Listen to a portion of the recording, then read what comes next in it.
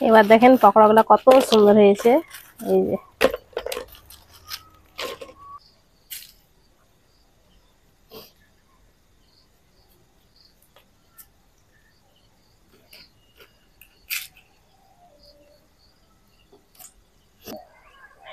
আসসালামু আলাইকুম, মেহেক কিচেনে আপনাদের সবাইকে স্বাগত।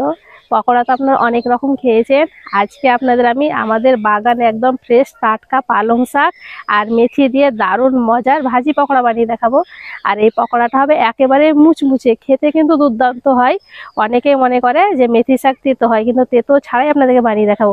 তাই আজকের ভিডিওটা প্রথম থেকে শেষ পর্যন্ত দেখবেন, খুবই ভালো লাগবে। তো তার জন্য এই যে আমাদের পালং শাকের বাগানে চলে এসেছি। এই পালং শাকগুলো দেখেন আমি লাগিয়েছিলাম, কত সুন্দর হয়েছে, একদম টাটকা ফ্রেশ, দেখতেই ভালো লাগছে। আর এখানে প্রচুর হয়ে গেছে, মানে এখানে বেশি করে ফেলা হয়েছে, এখানটায় বেশি হয়ে গেছে, এখানে একটু কম পড়েছে। প্রথমে আমি পালং শাক কেটে নিব। তো এই সাইডে পালং শাক লাগিয়েছি আর ওই সাইডে মেথি শাকটা লাগিয়েছি। তো যে বড় শাকগুলো আছে সেগুলো কেটে নেব। নিজে হাতে শাক লাগিয়েছি, তারপরে এবার কাটবো।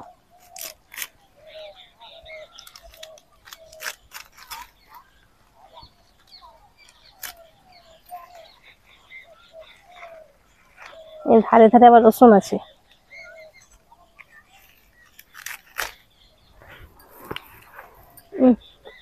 মেঘ ধর খোলা। আর এই পালং শাকে কোনো রকম জোড়া বীজ আমরা কিছুই দিইনি, যদি একটু একটু পোকা লাগে তাও ভালো, কিন্তু বীজ খাবো না।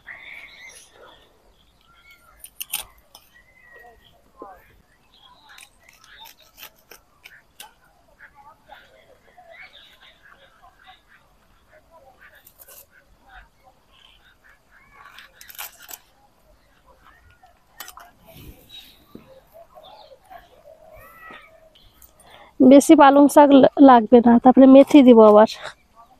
এখানে এতটা হয়ে যাবে। এই যে এতটা আমি কেটে নিয়েছি। এবার চলে যাব মেথির শাকের দিকে। চলো।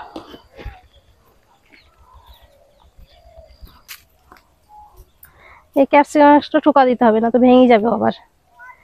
এবার চলে এসেছি মেথির শাকে বাগানে। তো এখান থেকে কিছুটা মেথির শাক উঠিয়ে নিব। এই মেঘ ধরো এটা।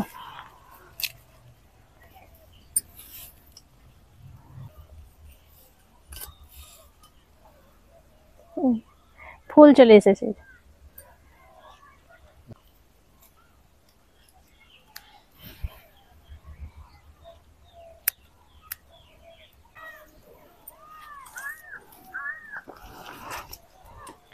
মেথি শাকও উঠিয়ে নিয়েছি,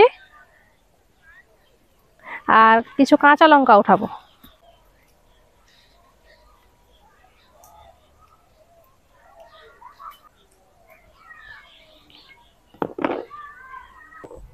সবকিছু উঠিয়ে নিয়েছি, এবার সরে চলে যাবো রান্নাশালে।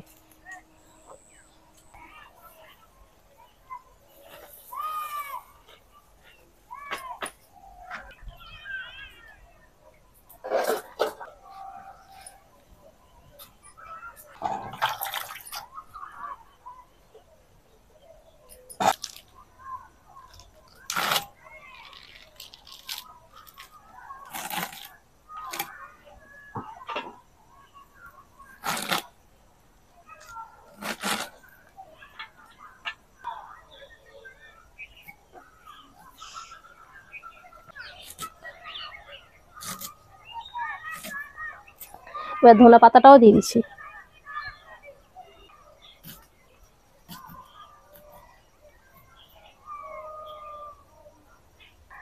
আর এখানে নিয়েছি কাঁচা লঙ্কা, গোটা ধনে, গোটা জিরে, আদা, রসুন।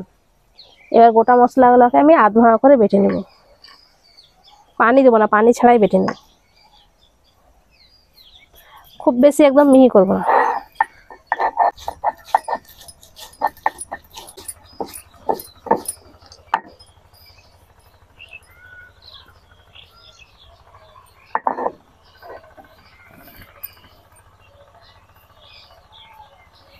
এই যে এইরকম করে আধ ভাঙা করে।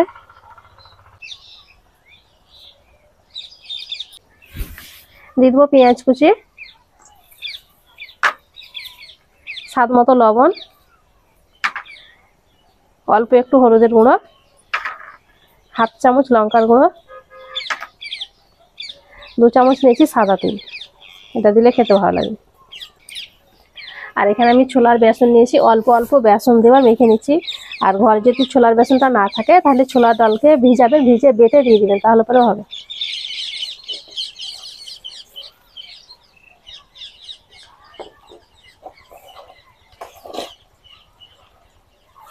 পানি ছাড়া এভাবে মেখে নিতে হবে।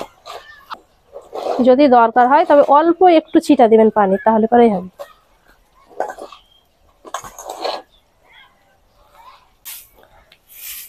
এই বাটির 2 বাটি বেসন দিয়ে আমি ভালো করে মেখে নিয়েছি। এখন কিন্তু আর বেসন লাগবে না। এই যে এইভাবে দেখে নিচ্ছি, এই যে এইভাবে দেখে নিব। এই যে গোলটা ঠিকঠাক বানছে, মানে আর বেসন লাগবে না। এবার পকোড়াটা বেশি মুচমুচে করার জন্য অল্প একটু আমি দিয়ে দিচ্ছি চালের আটা, আর তার সাথে দিয়ে দেবো 1 চিমটে খাবার সোডা। আবারও ভালো করে মিক্স করে নেব। আর এখানে কোনো রকম পানি দিইনি, আমি পানি ছাড়াই মেখে নিচ্ছি। এখানে আপনারা লবণটা চেক করে নেবেন, যদি কম মনে হয় তাহলে একটু দিয়ে দিবেন, ঝালটাও চেক করে নেবেন। খুব ভালো করে আমি মেখে নিয়েছি। আর দেখেন এই রকম হবে। সামনে আমাদের এখানে পিকনিক আছে, বাড়ির সবাই মিলে থাকবে, তার জন্য দেখেন মেঘ আগে থেকে পরিষ্কার করতে লেগেছে, বুঝছে তো সবাই দেখে চকচকে থাকে, খুব কাজ করতে পারে মেঘ। এবার হাতটাকে ভালো করে ধুয়ে পরিষ্কার করে আসবো, তারপরে পকোড়াগুলো ভাজবো। পকোড়াগুলো ভাজার জন্য চুলোতে কড়াইটা বসিয়ে দিয়েছি। এবার দিয়ে দিচ্ছি তেল।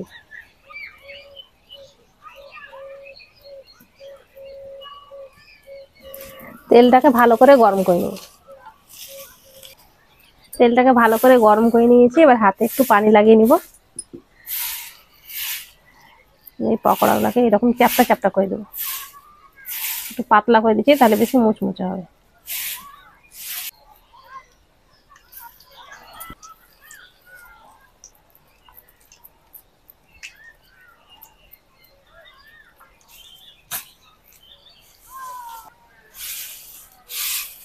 তেলটাকে ভালো করে গরম করে তারপরে হালকা আঁচে ভেজে নেবেন, তাহলে পরে বেশি ভালো হবে।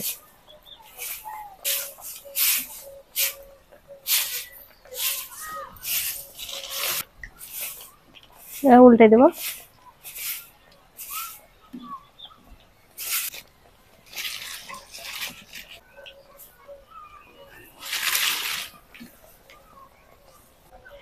পকোড়াগুলোকে উল্টে পাল্টে একদম মুচমুচে করে ভেজে নিয়েছে।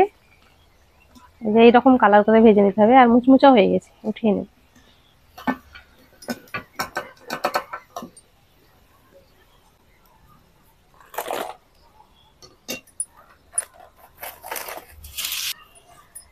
এখন আর আমি জাল দিচ্ছি না, তেলটা ভালো মতন গরম হয়ে আছে। প্রথমে পকোড়াগুলো ছেড়ে দেবো, তারপরে তখন আবার জাল।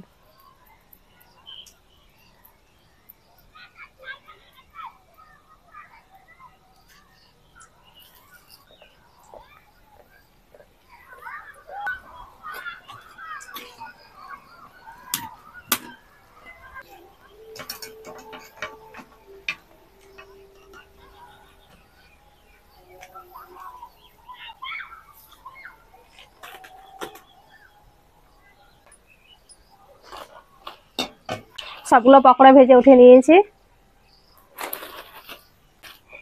এবার দেখেন পকোড়াগুলো কত সুন্দর হয়েছে, এই যে। আর দেখতেই দেখেন কত সুন্দর লাগছে, আর একেবারে মুচমুচে হয়েছে। এই যে ওপরটা মুচমুচে আর ভিতরটা সফট হয়ে গেল। এই খাবার সোডা দেওয়া আছে, তার জন্য একটু সফট হবে।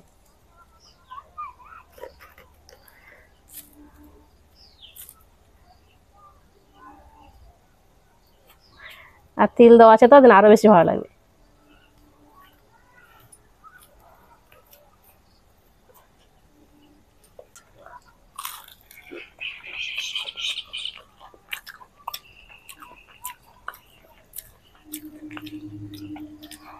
পকোড়াটা খেতে দারুণ হয়েছে, আর একটুও তিতো ভাব নাই। আর আমি যেভাবে বানিয়েছি আপনারা একবার বানিয়ে খেয়ে দেখবেন, বাড়ির সবাই খুব বেশি পছন্দ করবে। বাচ্চারা তো এরকম খায় না, কিন্তু এইভাবে পকোড়া বানিয়ে দিবেন, বাচ্চারা দেবেন খুব মজা করেই খাবে। আশা করছি আজকের এই পকোড়া রেসিপিটি আপনাদের অনেক ভালো লেগেছে। ভালো লেগে থাকলে প্লিজ লাইক কমেন্ট শেয়ার করবেন, আর আমার চ্যানেলটি অবশ্যই সাবস্ক্রাইব করবেন। সবাই ভালো থাকবেন, সুস্থ থাকবেন, ধন্যবাদ। কুরকুরের মতো লাগছে খেতে। সেন্টটা খুব সুন্দর।